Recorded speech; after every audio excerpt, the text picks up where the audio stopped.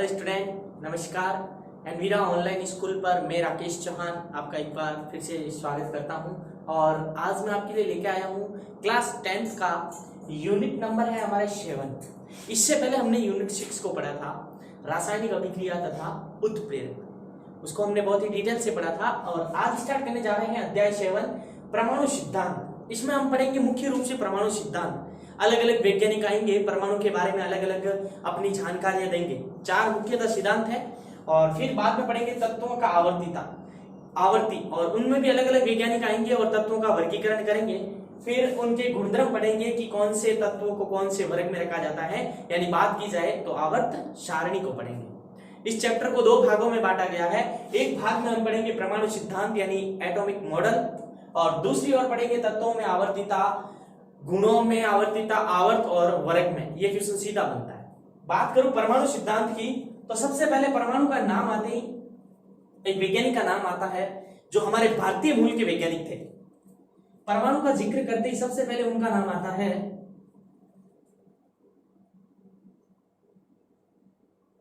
तो परमाणु के बारे में सबसे पहले वैज्ञानिक बताने वाले वैज्ञानिक थे हमारे महर्षि कणाद। कौन से वैज्ञानिक थे? महर्षि कणाद। लगभग ये बात है बच्चे लोग 800 ईसा वर्ष पूर्व की। कब की बात है? 800 ईसा वर्ष पूर्व। 800 ईसा वर्ष पूर्व की बात है, बहुत पहले की बात है, लगभग 800 ईसा वर्ष पूर्व की बात है। तो परमाणु के बारे में हमारे भारतीय मूल के वैज्ञानिक थे। कहां के थे बच्चे लोग? भारतीय मूल के वैज्ञानिक थे ये। तो इन्होंने एक बात बताई थी और वह बात थी कि किसी पदार्थ की सबसे सूक्ष्मतम इकाई को क्या कहते हैं? परमाणु कहते हैं। यानी इन्होंने एक बात बताई कि पदार्थ की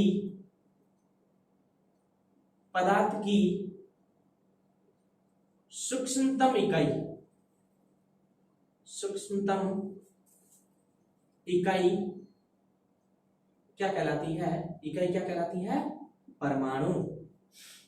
इकाई परमाणु कहलाती है। क्या कहलाती है? परमाणु कहलाती है। अब बच्चे लोग बात करते हैं कि इनका कोई लिखित प्रमाण नहीं था। इन्होंने केवल इतना बताया कि कोई भी पदार्थ ले लो, अगर उसकी सबसे छोटी इकाई है तो उसे आप क्या बोल सकते हो? परमाणु बोल सकते हो। बताने वाले वैज्ञानिक थे महर्षि कणाद। 800 ईसा वर्ष पूर्व बताया था और ये हमारे भारतीय मूल के वैज्ञानिक थे। अब इनका कोई लिखित प्रमाण नहीं था तो विदेशी वैज्ञानिक आए थे इनके बाद, जस्ट इनके बाद जॉन डाल्टन। कौन आए थे बच्चे लोग?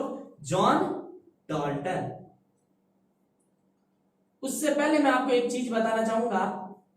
जॉन डाल्टन के बारे में हम पढ़ेंगे, लेकिन परमाणु के बारे में थोड़ी सी और जानकारी कि परमाणु है ना, जो अंग्रेजी में परमाणु को एटम कहते हैं। क्या कहते हैं? एटम्स।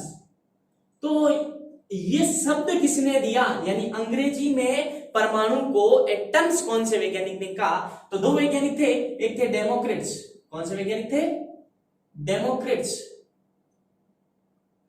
एक कौन से वैज्ञानिक थे बच्चे लोग? डेमोक्रिट्स। और दूसरे थे डेमोक्रिट्स तथा लुसिपस। ये आपको नाम याद रखने हैं कि परमाणु को अंग्रेजी में बताने वाले वैज्ञानिक एटम्स किसने कहा परमाणु को? तो एक वैज्ञानिक थे डेमोक्रिट्स और दूसरे थे लुसिपस। तो बात करते हैं हम जॉन डाल्टन का। तो जॉन डाल्टन का सिद्धांत पूछा जाता है आपको 12वीं के बाद सीधा कॉम्पिटिटिव एग्जाम में कि परमाणु शब्द यहां से आता है कि परमाणु शब्द सर्वप्रथम कौन से वैज्ञानिक ने दिया? परमाणु शब्द कहो या केमिस्ट्री की लैंग्वेज में आपको परमाणुवाद। क्या कहो बच्चे लोग? परमाणुवाद। या आप बोल सकते हो परमाणु सिद्धांत। क्या बोल सकते हो? परमाणु सिद्धांत। क्या बोल सकते हो? परमाणु सिद्धांत। तो ये 3 नाम आपको याद करने हैं कि परमाणु सिद्धांत सर्वप्रथम कौन से वैज्ञानिक ने दिया। ये तो बताया था परमाणु के बारे में, लेकिन सिद्धांत देने वाले, मॉडल देने वाले जॉन डाल्टन थे। कौन थे? जॉन डाल्टन ने परमाणु शब्द दिया। परमाणुवाद यानी वाद का अर्थ होता है सिद्धांत। तो कब दिया था? 1808 की बात है, यानी 1808 में। कब दिया था? 1808। ये क्या है? सन। तो बात करते हैं कि सबसे पहला हम सिद्धांत पढ़ेंगे कि कौन से वैज्ञानिक का? जॉन डाल्टन का। कौन से वैज्ञानिक का सिद्धांत पढ़ेंगे? John Dalton. ध्यान देना बच्चे लोग, ये इंपॉर्टेंट है। पहला चैप्टर यहां से हमारे स्टार्ट हो जाता है। जो हमने ये जानकारी पढ़ी थी, पूरी बेसिक जानकारी थी, जॉन डाल्टन का परमाणु सिद्धांत। परमाणु सिद्धांत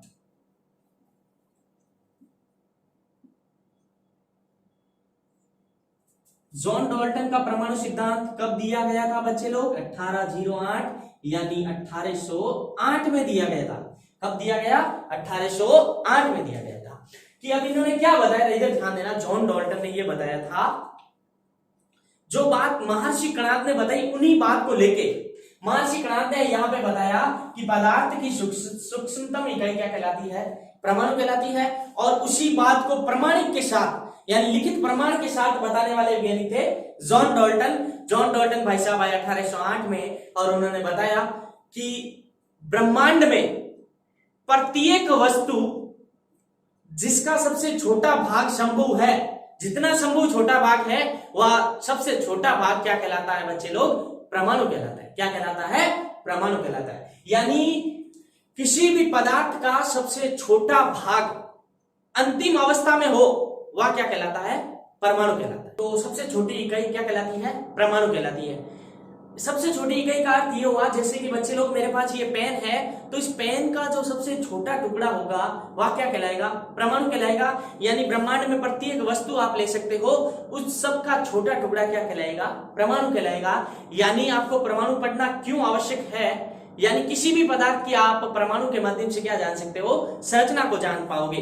तो बात कर रहे हैं जॉन डाल्टन के परमाणु सिद्धांत की। उनके पॉइंट लिखते हैं, महत्वपूर्ण बिंदु जो जॉन डाल्टन ने बताए थे अपने परमाणु सिद्धांत में। तो पहला सिद्धांत हम स्टार्ट कर रहे हैं, यहां थोड़ा मैं ऊपर लिख रहा हूं, जॉन डाल्टन का परमाणु सिद्धांत। 4 सिद्धांत पढ़ेंगे, जिसमें से पहला ये है जॉन डाल्टन का परमाणुवाद। बोल सकते हो आप इसे, परमाणुवाद। जॉन डाल्टन का परमाणुवाद कब दिया था? 1808 यानी 1808 की बात है। जॉन डाल्टन ने बताया था किसके बारे में? परमाणु के बारे में। तो इन्होंने जो पहली बात बताई थी वो मैं लिख रहा हूं यहां पे। पहला पॉइंट ये याद रखना है कि पदार्थ की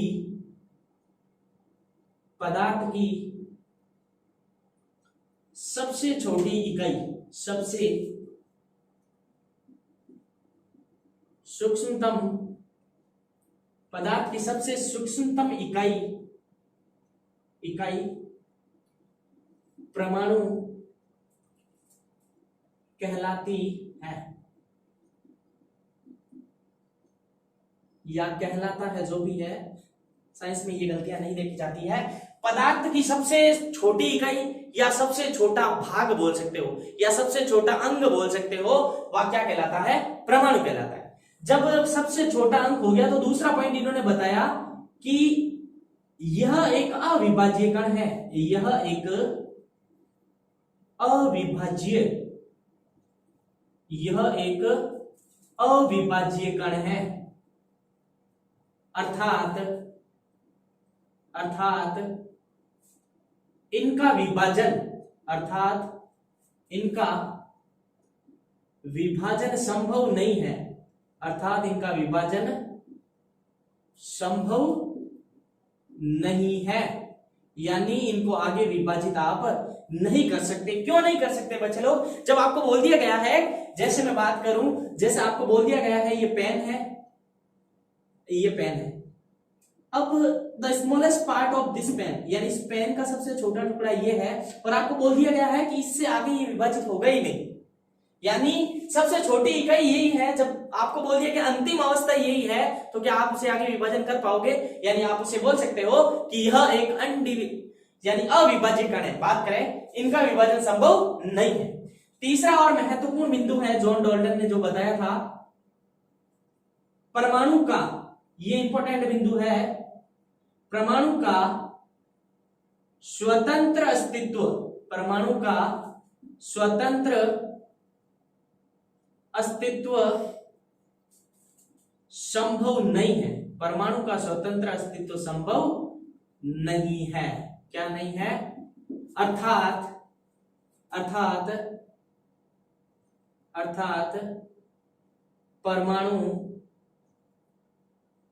अकेला नहीं रह सकता, अर्थात परमाणु किसी अन्य परमाणु के साथ, अर्थात परमाणु किसी अन्य परमाणु के साथ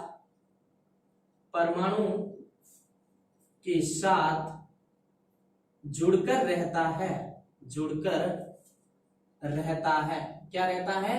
अन्य परमाणु के साथ जुड़कर रहता है। यानी एक बात बताऊं इस पॉइंट के बारे में, जैसे आपकी बुक में बहुत सारे परमाणु पढ़े होंगे, जैसे इनके बारे में आपने पढ़ा होगा सोडियम, आपने इनके बारे में भी पढ़ा होगा क्लोरीन, नाइट्रोजन के बारे में भी पढ़ा होगा, ऑक्सीजन के बारे में भी पढ़ा होगा, फास्फोरस के बारे में पढ़ा होगा, फ्लोरीन के बारे में भी पढ़ा होगा। यानी इन परमाणु को आप जानते हो, यानी आपके जाने पहचाने परमाणु हैं। लेकिन आपने कभी ये देखा कि ये अकेले आते हैं, यानी बुक में कभी इनको अकेला देखा साइन के रूप में? यानी ये जब भी आएंगे, जैसे ये सोडियम आएगा तो किसी ना किसी अन्य परमाणु के साथ यौगिक के रूप में, हम इनके बारे में संपूर्ण जानकारी पढ़ते, लेकिन इन एक के बारे में नहीं पढ़ते। जो जैसे ये ऑक्सीजन है तो किसी ना किसी के साथ जुड़ेगा, जैसे H2O के साथ जुड़ गया, जैसे CO2 के साथ जुड़ गया, CO के साथ जुड़ के यौगिक बना दिया। उसी तरह जैसे ये HF है, HF बना देगा, इसी तरह HF2 भी बना सकता है, इसी तरह बना सकता है। मेरे कहने का अर्थ यह है, यानी जैसे नाइट्रोजन है तो NH3 किसी ना किसी के साथ जुड़ता है। यानी इस पॉइंट से क्या क्ल्यू निकल के आ रहा है कि जो परमाणु है किसी अन्य परमाणु के साथ रहता है, इन अकेले का अस्तित्व नहीं है, यानी ये अकेले परमाणु नहीं रह सकते। लेकिन फिर भी बात आती है, केमिस्ट्री पढ़ रहे हो तो अपवाद की बात आती है। अपवाद की बात करूं मैं, यहां पे तो हमारे जॉन डाल्टन भाई साहब बता रहे हैं कि परमाणु अकेला नहीं रह सकता, लेकिन अपवाद की बात करूं, किसकी बात करूं बच्चे लोग? अपवाद की बात करूं तो अपवाद है कि अक्रिय परमाणु या अक्रिय गैसें, किसकी बात करूं? अक्रिय गैसों का स्वतंत्र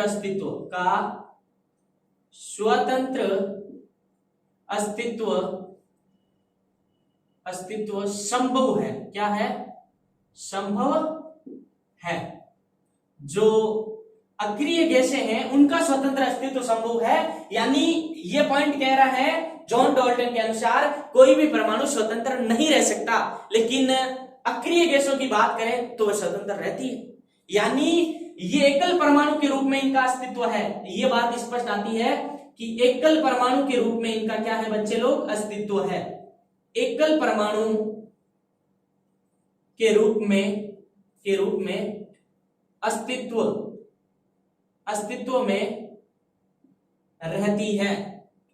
में रहती है। यानी ये जो एकल परमाणु के रूप में रह सकती है। बात करें कैसे? जैसे आपने ले लिया हीलियम, आर्गन, क्रिप्टॉन, जीनॉन और रेडॉन। बच्चे लोग बताना कि कभी ये किसी के साथ आपको नजर आए, ये किसी के साथ जुड़कर कुछ यौगिक बनाते हुए नजर आए? नहीं बना सकते ये यौगिक। क्यों नहीं बना सकते? क्योंकि ये अक्रिय गैसें हैं। बात करूं इनका अष्टक पूर्ण होता है। इनका क्या पूर्ण होता है बच्चे लोग? इनका पूर्ण होता है अष्टक। क्या पूर्ण होता है? अष्टक पूर्ण होता है। या आप इन्हें बोल सकते हो नोबल गैस। क्या बोल सकते हो? नोबल गैस बोल सकते हो। क्या बोल सकते हो? नोबल गैस बोल सकते हो। यानी यहां देखा जाए तो जॉन डाल्टन का परमाणुवाद यहां पे थोड़ा सा गलत साबित हुआ। इन्होंने तो बताया कि परमाणु का स्वतंत्र अस्तित्व संभव नहीं है। बात करें अक्रिय गैसों की तो वो तो स्वतंत्र रह सकती है। 3 पॉइंट बढ़ते हैं चौथे और इंपॉर्टेंट पॉइंट की। और चौथा पॉइंट क्या रहेगा बच्चे लोग? इधर ध्यान देना। चौथा पॉइंट ये है कि जो परमाणु है, अगर रासायन विज्ञान में कोई भी अभिक्रिया होगी तो परमाणु उसके अंदर इंक्लूड होंगे। यानी परमाणु के बिना किसी भी रासायनिक अभिक्रिया का होना संभव नहीं है। अगर परमाणु उसमें भाग नहीं लेंगे तो any reaction can't possible without atom, यानी परमाणु के बिना कोई भी अभिक्रिया संभव नहीं है। तो कैसे? यानी बात करें परमाणु, अभी मैं एग्जांपल द्वारा सिद्ध करूंगा, पहले आप पॉइंट पे ध्यान देना। परमाणु रासायनिक अभिक्रियाओं में, परमाणु रासायनिक अभिक्रियाओं में, परमाणु रासायनिक अभिक्रियाओं में भाग लेते हैं। भाग लेते हैं, अर्थात इनके बिना रासायनिक अभिक्रिया, अर्थात इनके बिना रासायनिक अभिक्रिया संभव नहीं है। रासायनिक अभिक्रिया संभव नहीं है, इनके बिना रासायनिक अभिक्रिया संभव नहीं है। यानी कोई भी अगर रिएक्शन होगी केमिस्ट्री में तो उसमें इंक्लूड कौन होंगे? एटम यानी परमाणु। कैसे? जैसे आपने ले लिया C+O2 तो क्या बनेगा बच्चे लोग? CO2 यानी कार्बन डाइऑक्साइड। यानी इसमें एक तो भाग ले रहा है कार्बन परमाणु। क्या भाग ले रहा है? कार्बन का कितना परमाणु भाग ले रहा है? एक परमाणु। और ऑक्सीजन के कितने परमाणु भाग ले रहे हैं? दो परमाणु। जब दो परमाणु जुड़े तब अणु बना। बात बाद में आएगी अणु की, हम बाद में पढ़ेंगे परमाणु के पहले सिद्धांत के बाद आपको मैं थोड़ा सा बताऊंगा अणु भी क्या होता है। तो बात करें ये अणु है जब दो परमाणु से मिला है। 11th क्लास में जाओगे तो पूरा पहला ही चैप्टर आपके है, वहां पे छोटी छोटी चीजें सीखोगे तत्व परमाणु के बारे में, लेकिन मैं आपको फिर यहाँ भी उनसे रूबरू करवाऊंगा। तो यहाँ पे जो ऑक्सीजन है कितने परमाणु से मिलकर बना बच्चे लोग? दो परमाणु से। यानी बात कहाँ आके अटकती है? परमाणु के ऊपर। परमाणु नहीं होता तो क्या यह अभिक्रिया संभव होती? नहीं होती, क्योंकि जॉन डाल्टन भाई साहब ने बताया कि परमाणु पदार्थ की सबसे छोटी इकाई है, यानी इस O की सबसे छोटी इकाई O2 की O ही होगी, और कार्बन खुद अकेला है यानी परमाणु है तो इसकी छोटी इकाई कार्बन खुद ही होगी। कार्बन और ऑक्सीजन मिलकर CO2 बना। यानी अगर आपको पूछ लिया जाए कि कोई भी रासायनिक अभिक्रिया किनके बिना संभव नहीं है, जो आफ्टर 12th आप कोई भी एग्जाम देते हैं तो पूछा जाता है, परमाणु के बिना संभव नहीं है। और किन की संख्या को बैलेंस किया जाता है? तो परमाणुओं की संख्या को बैलेंस किया जाता है, ना कि अणुओं की संख्या। संतुलित किनको करते हैं? परमाणु को करते हैं, तो ऑटोमेटिक अणु संतुलित हो जाते हैं, जो हमने चैप्टर 6 में पढ़ा था, रासायनिक अभिक्रिया तथा उत्प्रेरक में। तो जॉन डाल्टन भाई साहब ने बताया, एक बार फिर बता रहा हूं, पदार्थ की सबसे छोटी इकाई क्या कहलाती है? परमाणु कहलाती है, और वो सबसे छोटी इकाई है तो उसका आगे विभाजन संभव नहीं है, अर्थात परमाणु एक अविभाज्य कण है, इनका विभाजन संभव नहीं है। परमाणु का स्वतंत्र अस्तित्व भी संभव नहीं है, अर्थात परमाणु किसी अन्य परमाणु के साथ जुड़कर रह सकता है, अणु बना के रह सकता है, यौगिक बन के रह सकता है। ये बात यहाँ थोड़ी सी गलत साबित हुई, क्योंकि बात करें अक्रिय गैसों का स्वतंत्र अस्तित्व संभव है, यानी एकल परमाणु के रूप में अस्तित्व में रहती है, जैसे हीलियम, आर्गन, क्रिप्टॉन, जिनॉन और रेडॉन, जिन्हें आप बोल सकते हो नोबल गैस। यानी ये एक परमाणु गैस है। आपको कोई पूछ भी लेना एक परमाणु गैस कौन से वर्ग को बोला जाता है, कौन से वर्ग की गैसों को बोला जाता है, तो आपको बोलना 18 वर्ग, जो हम इस अध्याय में पढ़ेंगे। तो बात करूं, परमाणु रासायनिक क्रियाओं में भाग भी लेते हैं और इनके बिना कोई भी रासायनिक अभिक्रिया संभव नहीं होती है, कोई भी रासायनिक अभिक्रिया संभव नहीं होती है। और एक बात इन्होंने बताई थी, द्रव्यमान संरक्षण, द्रव्यमान संरक्षण। अब थोड़ा सा ध्यान देना यहाँ पे, एक इनके बारे में भी बताया था कि जब ये रासायनिक अभिक्रिया परमाणु के बिना संभव नहीं होती है तो लेफ्ट हैंड साइड में जितने परमाणु इंक्लूड हो रहे हैं उतने के उतने राइट हैंड साइड में होंगे, यानी the mass of all atom in left side, और जो भी राइट साइड में मास है वो इक्वल होगा हमेशा। यानी द्रव्यमान संरक्षित रहता है, स्थिर रहता है, ना तो उत्पन्न किया जा सकता है ना ही नष्ट किया जाता है, ना ही उत्पन्न किया जा सकता है और ना ही नष्ट किया जा सकता है। तो ये बताया था हमारे जॉन डाल्टन भाई साहब ने। और एक बात और बता दूं, इन्होंने ये बताया था जब एक प्रकार के परमाणु, थोड़ा ध्यान देना, जब एक प्रकार के परमाणु, जब एक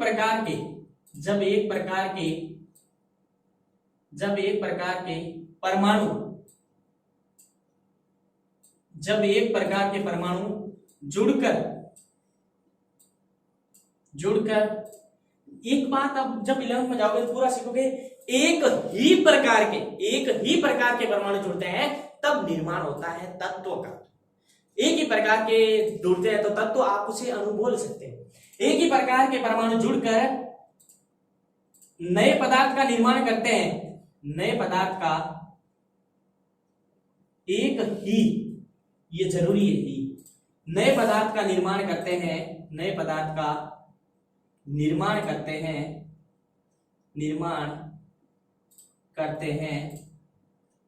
तो उनके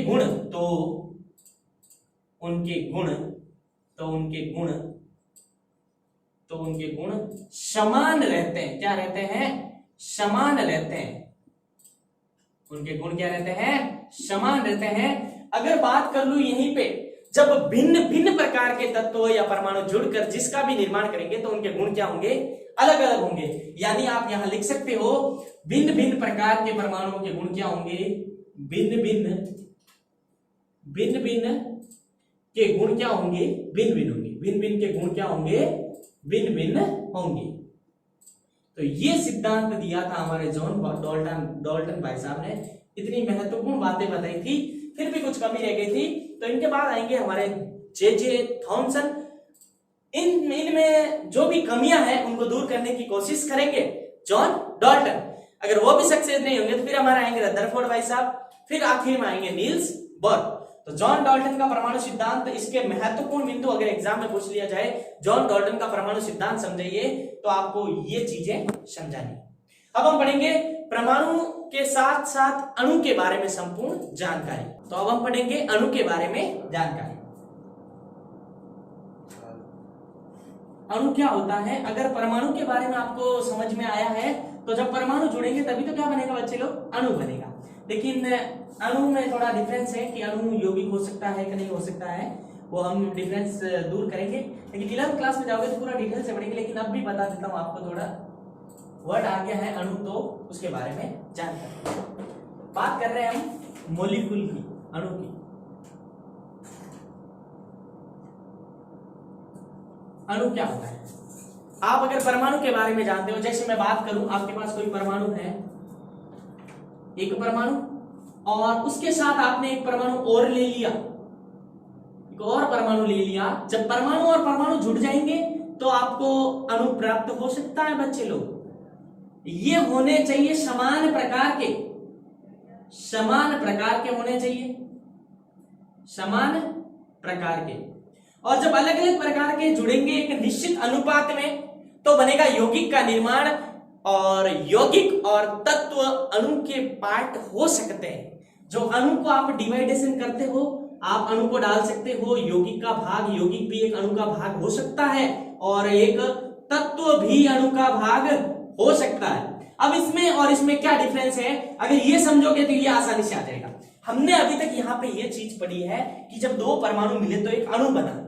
तो आपको थोड़ी चीज और डीपली जानी है कि अणु का भाग यौगिक हो सकता है और अणु का भाग तत्व हो सकता है, वो कैसे। अभी इन दोनों की अगर डेफिनेशन बताऊंगा तो ये चीज क्लियर हो जाएगी। यानी बात करूं मैं किसकी? तत्व की।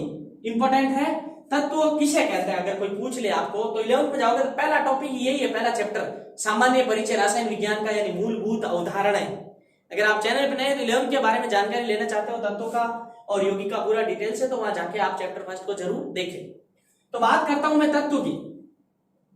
तत्व होता है एक ही प्रकार के, ये थोड़ा सा डिफरेंस है, एक ही प्रकार के परमाणु, एक ही प्रकार के परमाणु मिलकर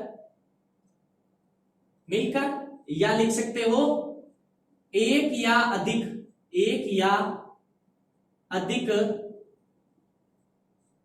ही प्रकार के एक या एक से अधिक एक ही प्रकार के जब तत्व जुड़कर, जब परमाणु जुड़कर जिसका निर्माण करेंगे उसे बच्चे लोग आप बोलेंगे तत्व। जैसे ऑक्सीजन प्लस ऑक्सीजन O2, ये तत्व है लेकिन कहलाएगा क्या? अणु तत्व हो सकता है। यही तो मेन डिफरेंस समझना है आपको। अब बात करें बच्चे लोग यौगिक की। जो यौगिक है इसमें अलग अलग प्रकार के परमाणु मिलते हैं, लेकिन जो मिलते हैं उनका अनुपात क्या होता है? निश्चित होता है। अनुपात क्या होता है? निश्चित होता है। लेकिन बात करें तो ये हाइड्रोजन का परमाणु भार 2 और ऑक्सीजन का होता है 8 का डबल 16, यानी 1:8 में। किसमें जुड़ेंगे? 1:8 में। तो जब यौगिक की बात जब भी होगी तो उसमें क्या होगा बच्चे लोग? अलग अलग प्रकार के परमाणु एक निश्चित अनुपात में जुड़कर यौगिक बनाते हैं। आप यौगिक को क्या बोल सकते हो? अणु, आप तत्वों को क्या बोल सकते हो, अणु बोल सकते हो। तब यहां पे अणु की परिभाषा हो जाएगी दो या दो से अधिक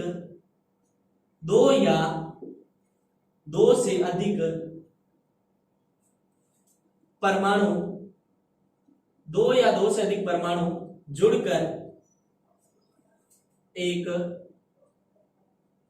नए पदार्थ का निर्माण करते हैं, नए पदार्थ का निर्माण करते हैं उसे अणु। और अणु में आप कोष्टक में ये चीज लिखना, वो हो सकता है कंपाउंड एंड एलिमेंट, तत्व और यौगिक अणु हो सकते हैं। तो बच्चे लोग, आज की क्लास में हमने परमाणु के बारे में सामान्य जानकारी, परमाणु सबसे पहले कौन से वैज्ञानिक आए थे, मार्सी कणाद, परमाणु को अंग्रेजी में एटम्स कौन से वैज्ञानिक ने कहा, और परमाणु का जो जॉन डाल्टन का सिद्धांत था वो हमने पढ़ा, और फिर उनके बाद जानी थी अणु की परिभाषा। तो आगे आने वाली क्लास में हम जानेंगे जे जे थॉमसन का परमाणु मॉडल। मैं आपसे विदा लेता हूं, थैंक यू।